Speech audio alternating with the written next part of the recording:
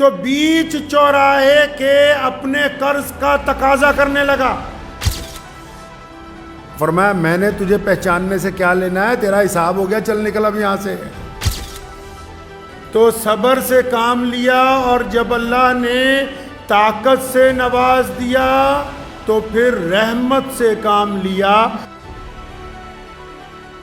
جو نبی ہوتے ہیں اللہ کے اور پیارے نبی صلی اللہ علیہ وسلم کی یہ شان ہے، جب نبی مکی زندگی میں تھے تو بڑی صبر سے کام لیا، اور جب مدنی زندگی میں آ گئے، مکی زندگی میں یعنی جب حکومت میں دخل نہیں تھا، اقتدار ان کے پاس نہیں تھا، جب غلبہ مشرکین کا تھا، جب تشدد کا دور تھا، تو بڑے صبر سے کام لیا۔ اور جب مدنی زندگی میں پہنچے، جب اللہ نے اقتدار بھی عطا کر دیا، عدالت بھی عطا ہو گئی، میدان بھی فتح کر لیا، حکومتیں لامحدود زمینوں تک پہنچ گئیں، مکہ بھی زیر نگین آ گیا، تو جب مکے میں تھے پریشانی کی حالت میں تو صبر سے کام لیا، اور جب اللہ نے طاقت سے نواز دیا تو پھر رحمت سے کام لیا۔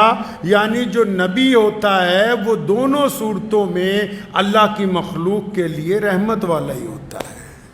اللہ کے نبی صلی اللہ علیہ وسلم کے یہاں اصول تھا کہ اگر کوئی مہمان آ جاتا تو اس کو خالی نہیں لوٹاتے تھے، کھانا کھلا کے، اگر اس کی کوئی ضرورت ہوتی کپڑوں کی، کرائے کی، سامان کی، پوری کرتے تھے۔ تو اس کام کے لیے نا اکثر ادھار لینا پڑ جاتا تھا۔ سیدنا بلال رضی اللہ تعالیٰ عنہ حضور صلی اللہ علیہ وسلم کے سیکٹری ہیں، پیارے نبی صلی اللہ علیہ وسلم کے پرسنل اسسٹنٹ کہیے، تو ان کی ڈیوٹی تھی کہ جب کوئی مہمان آ جائے تو سامان لانا ہے، اور یہ پوچھنے نہیں جانا کہ نبی علیہ الصلوۃ والسلام سے کہاں سے لاؤں، کس دکان سے لاؤں، نہیں، بس مہمان آ گئے، جاؤ بازار، اب ادھار چاہیے تو ادھار لے آؤ، لیکن مہمان بھوکا نہیں رہنا چاہیے۔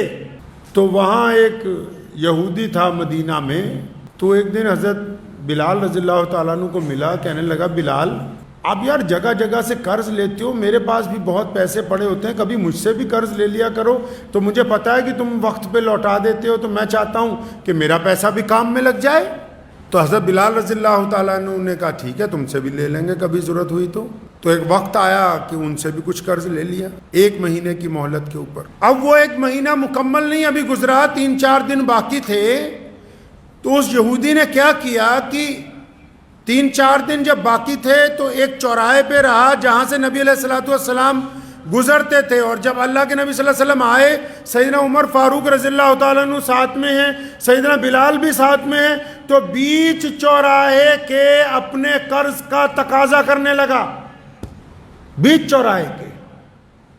ایک تو ہوتا ہے نا کہ کوئی بڑا آدمی ہو، اس پہ کوئی تھوڑی سی انگلی اٹھا دے تو اس کے چاہنے والوں کو پریشانی ہو جاتی ہے، چاروں طرف کوہرام مچ جاتا ہے۔ اور یہ تقاضا کس سے کر رہا ہے؟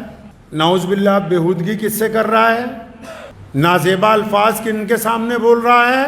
جو اللہ کے بعد کائنات میں صرف وہی ہیں، خدا کے بعد زمین پر پوری کائنات میں اگر کوئی اللہ کا سب سے محبوب بندہ ہے، کوئی اللہ تبارک و تعالیٰ کا نائب اگر کسی کو کہہ سکتے ہیں، اللہ نے جن کے سر پہ ختم نبوت کا تاج رکھا ہے، جو رسولوں میں بھی سب سے اعلیٰ، جو انبیاء میں بھی سب سے اعلیٰ، تو پیارے نبی علیہ الصلوۃ والسلام کے سامنے چوراہے میں یہودی کھڑا اور بدتمیزی کر رہا ہے۔ سیدنا عمر رضی اللہ تعالیٰ عنہ کو غصہ آیا، تلوار نکالنے لگے، فرمایا میں اس کی گردن نہ مار دوں کہ یہ بدتمیزی کر رہا ہے؟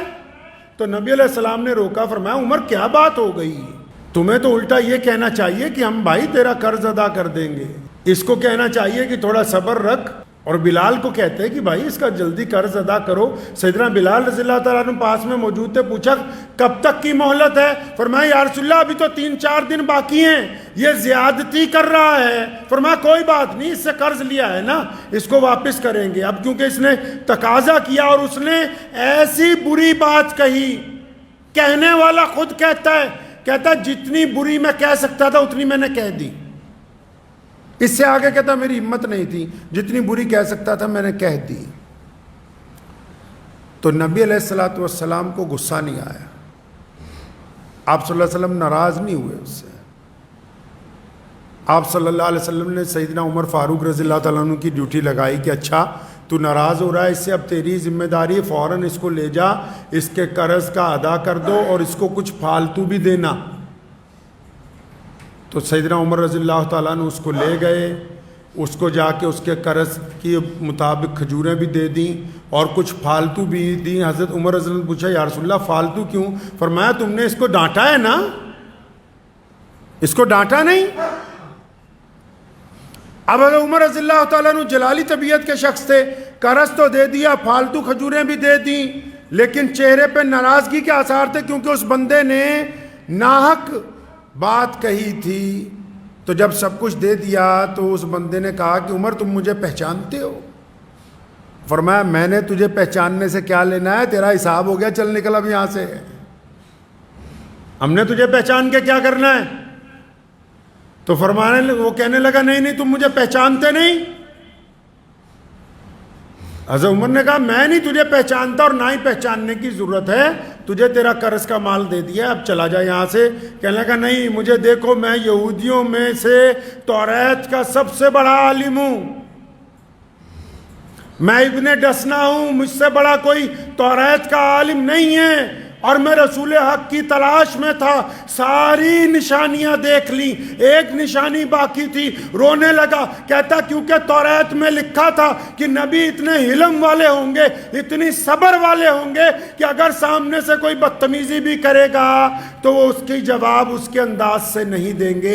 کہتا بس وہ والی بات چیک کرنے کے لیے یہ چوراہے والا میں نے قصہ گھڑا ہے، اب تو مجھے لے چل محمد رسول اللہ کے قدموں میں، تاکہ میں رسول اللہ صلی اللہ علیہ وسلم کی غلامی کو اختیار کر لوں۔